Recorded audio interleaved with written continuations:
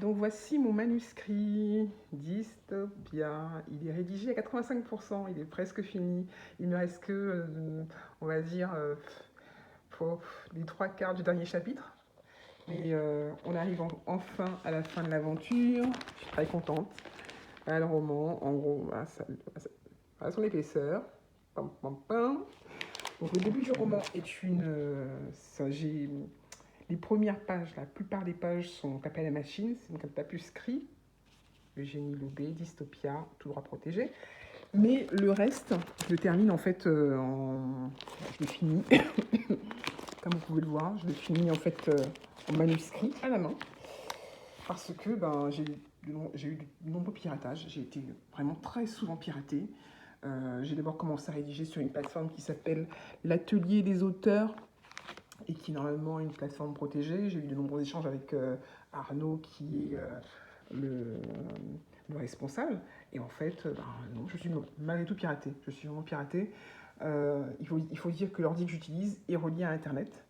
Et comme en fait, je fais l'objet de nombreux piratages, d'un harcèlement en réseau depuis maintenant 5 ans, depuis 2017, il est fort probable en fait que l'ordinateur soit virusé. Et voilà. Donc je suis passée à une autre plateforme, Genario, Genario ou Genario, je ne sais pas comment ils disent ça.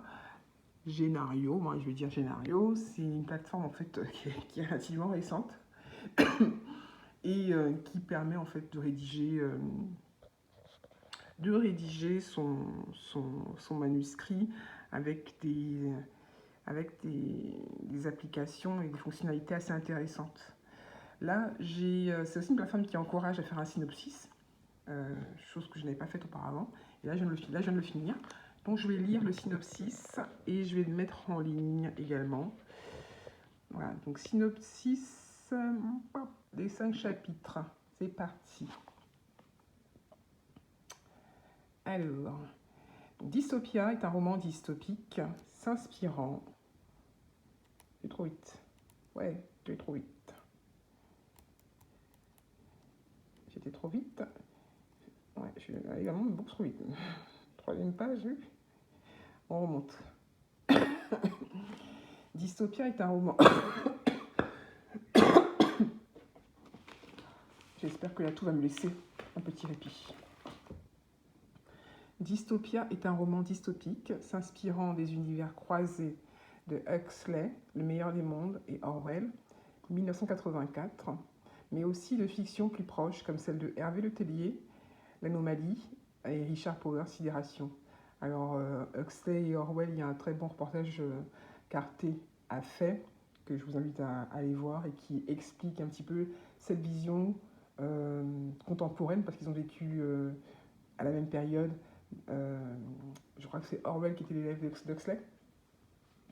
Et ils ont en fait ils ont été en fait, pour moi, les précurseurs de la dystopie moderne, puisqu'ils ont carrément décrit le monde dans lequel on vit aujourd'hui. Mais aussi de fiction plus proche, donc Hervé Le Tellier qui a été pris en cours avec ce bouquin, L'Anomalie, qui met en scène, pour moi, je pense, ça met en scène sans... Ce qui est génial, c'est ça, c'est qu'il n'en parle jamais, il n'en parle pas. Mais il met en scène, en fait, ce que moi, je pense être le phénomène d'intrication quantique. Là, donc la duplication, en fait, la duplication d'un avion en vol. Et et j'en suis inspiré pour un des chapitres, qui est donc le vol de Kruyala à Odyssea. Il faut savoir que c'est un épisode que moi-même j'ai vécu. Un jour, mon avion a décollé, a volé un peu plus d'une heure, je crois, et ensuite a fait demi-tour.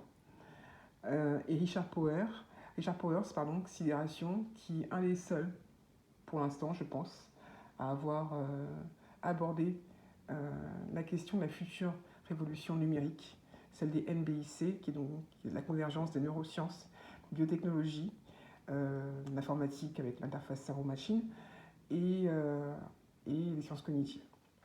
Donc, le roman est rédigé à 85% à peu près et compte 5 chapitres pour un nombre total de 74 000 mots environ.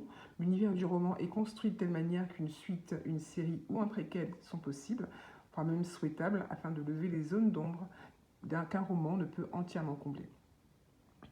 Le genre de dystopia oscille entre polar, roman noir, roman d'anticipation et roman d'initiation. Le style épistolaire est également abordé avec un chapitre dédié au journal d'un des journaux, le journal de Guidé. Le public visé est adulte, mais c'est une lecture qui convient parfaitement à un public plus jeune adulte, voire adolescent. Je l'ai d'ailleurs écrit en premier lieu pour mes enfants grandissants.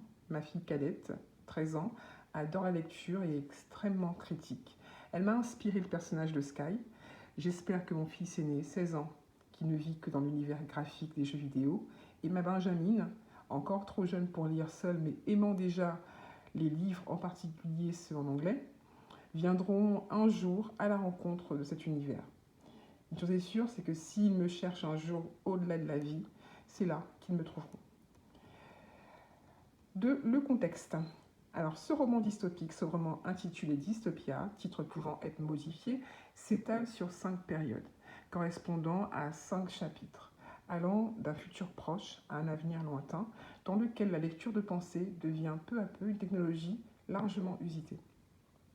Cette technologie, tout comme celle qui l'accompagne, réalité augmentée, multivers, métavers, intelligence artificielle, pose la question du rapport au temps, à l'espace, à la matière et enfin à l'autre et à soi-même. 5 personnages, une inspectrice Rania, 2 sœurs Sky et Cora, un agent secret K717 et enfin Guinée, une mystérieuse lanceuse d'alerte disparue, mêlent leurs singuliers destins dans un vertigineux chassé-croisé bousculant leurs convictions et perceptions. 3 personnages principaux. Il y a donc Rania. Donc je vais faire les personnages par ordre d'apparition. Il y a donc Rania, qui est une jeune inspectrice d'une trentaine d'années, de la police prédictive, police qui est rattachée à la supervision des drones en l'absence de criminalité, puisque désormais elle est éradiquée. Nous sommes en 2050. Elle est confrontée, donc Rania est confrontée à un meurtre insoluble malgré la technologie de lecture de pensée.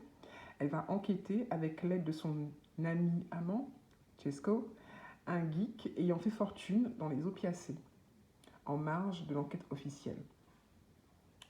Les opiacés ayant été également légalisés, étant devenus un business à part entière. Donc Cora, 23 ans, jeune fille ayant la particularité d'avoir été élevée dans un univers ultra connecté, quantique, par des parents militants, écolos et technophobes qui ont refusé son implantation. Elle le vit un peu comme un handicap invisible et tente de faire son chemin dans un monde auquel elle doit continuellement s'adapter. Sky, 16 ans, qui est la sœur de Cora, elle est dans la même situation que sa sœur, mais ne le vit pas de la même manière, puisqu'elle réussit à monétiser une application innovante sur le métavers. Malgré de nombreux antagonismes et positionnements idéologiques divergents, sa sœur Cora et elle réussiront peu à peu à se rapprocher. Il faut savoir que Cora et Sky évoluent dans un monde différent de celui de Rania, puisqu'on est là en 2060, 10 ans plus tard. Bérénice. Personnage à mi-chemin entre un androïde à l'intelligence artificielle surdéveloppée, une projection holographique en 3D et une réalité augmentée de dernière génération, ou peut-être rien de tout cela. Il plane sur cet allié un mystère qui est lié aux parents de Sky et Cora. Elle fait aussi office de véhicule narratif entre les différents chapitres et personnages. Guinée. Guinée est un personnage qu'on retrouve dans différentes parties du roman et dont l'âge oscille donc entre 40 et 69 ans, suivant les époques. C'est une artiviste, donc artiste et lanceuse d'alerte, qui a été ciblée de nombreuses années par la police secrète. Une technologie de lecture de pensée, cybertorture, associée, comme de nombreux cobayes humains avant que l'omerta ne soit levée et que l'État fédéral psychopacifié ne soit établi. Mère de 3 enfants, elle devra faire un choix sacrificiel difficile afin de les mettre à l'abri. Agent K717, 37 ans, agent de la police secrète, qui deviendra plus tard la police prédictive lors de la Grande Pacification, il est chargé de la surveillance, la traque et la torture d'activistes récalcitrants comme Guinée. Un violent conflit interne l'anime néanmoins dans sa mission. Synopsis de travail. Chapitre 1. L'œil d'Horus. Nous sommes en 2050 à Odyssea, État fédéral psychopacifié dans lequel le crime a été éradiqué grâce à la lecture de pensée et son outil, le Memodio, qui repose sur une technologie alliant l'interface cerveau-machine aux sciences cognitives. Des drones survolent continuellement l'espace public afin d'assurer la sécurité des citoyens. En dépit de ce dispositif, un homme politique controversé, Bender, est assassiné. Rania va mener l'enquête qui la renvoie, puisque le suspect trouvé sur les lieux du crime est un illisible, à la première illisible historique, Guinée Oblé, qui a disparu des années plus tôt. Son enquête dérange et à la fin du chapitre, elle reçoit une balle qui la plonge dans une expérience de mort imminente. Elle n'a pas le temps de prendre connaissance du journal de Guinée que lui avait remis Chesco. Chapitre 2. Sky et Cora. Nous passons en 2060. Dans un État fédéral, Part, proche du précédent, la lecture de pensée est largement démocratisée, passant de la sphère judiciaire à la sphère publique. L'ensemble de la population est implantée, à l'exception de quelques militants, comme les parents de Cora et Sky, les deux principales protagonistes de ce chapitre. Elles ont des approches différentes, l'une ayant adopté le modèle parental, et la plus jeune, Sky, le rejetant sensiblement par ses choix de vie. Elles seront confrontées à un bouleversement majeur, la mort de leurs parents, longtemps éludée, qu'un personnage inattendu, Bérénice, les aidera à surmonter. Après s'être réalisée non sans embûches, mais avec succès, Cora dans le monde de l'entreprise et Sky dans celui de l'entrepreneuriat, elles vont devoir affronter le passé de leurs parents et la mission secrète qui a été la leur avant leur disparition. Chapitre 3. Le journal de Guinée. Donc, le journal s'ouvre sur une chambre d'hôpital. Rania est dans le coma depuis de nombreux jours après avoir reçu cette balle. Chesco passe la voir quotidiennement et lui lit le journal de Guinée afin de la stimuler.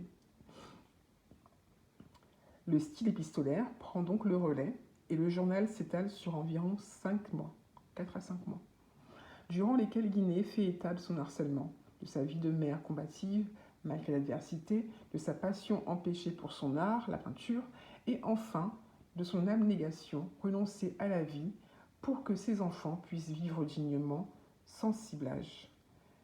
Elle engage des professionnels afin de disparaître sans laisser de traces.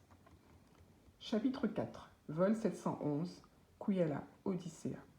Nous sommes en 2025, donc on revient plusieurs années plus avant. Guinée revient de son pays d'origine et a enterré la même année sa grand-mère et son père. Elle prend l'avion de Kuyala vers Odyssea avec ses 3 enfants. Elle ne fait pas encore l'objet d'un ciblage spécifique. L'avion, après avoir décollé et volé quelques heures, doit faire demi-tour et retourner à Kuyala en raison d'un problème technique. Dans cet avion se trouvent Rania et Bérénice. Rania s'y trouve pour une mission spécifique que doit superviser Bérénice. Cette mission semble concerner de prime abord Guinée et une probable mise en garde relative à son prochain ciblage. Or, les choses ne se déroulent pas tout à fait comme prévu et Rania découvre finalement que la raison de sa présence à Kuyala concerne sa propre mère biologique, Rania ayant été adoptée. L'identité de son père biologique lui est aussi révélée et c'est Bender. Guinée, quant à elle, réalise que l'avion qui a décollé de Kuyala, avant de faire demi-tour et s'y poser à nouveau, l'a peut-être transposé dans une réalité alternative. Chapitre 5. Agent 717.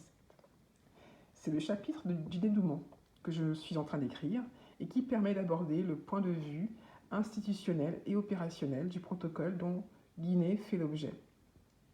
Il se déroule en effet en 2031, l'année où Guinée disparaît. C'est un chapitre plein de rebondissements, en plus d'être celui du dénouement. Dénouement donc que je ne dévoilerai pas ici afin de préserver un peu de mystère. Et voilà, donc je suis très contente parce que j'ai presque fini. Là, il me reste à écrire le dernier chapitre dans des conditions absolument horribles. C'est vrai. Mais voilà, je ne doute pas d'y parvenir et je suis déjà très pressée de me lancer dans le prochain projet qui est l'écriture d'une épopée historique, Sawa. Et voilà. Une fois que ce sera publié, parce que je cherche un éditeur, il est vrai que je cherche un éditeur, mais l'expérience de l'auto-édition en fait avec de l'Obukate Black Love s'étant bien passé, je pense que je pourrais aussi bien l'auto-éditer si je ne trouve pas d'éditeur. Et voilà, bonne journée.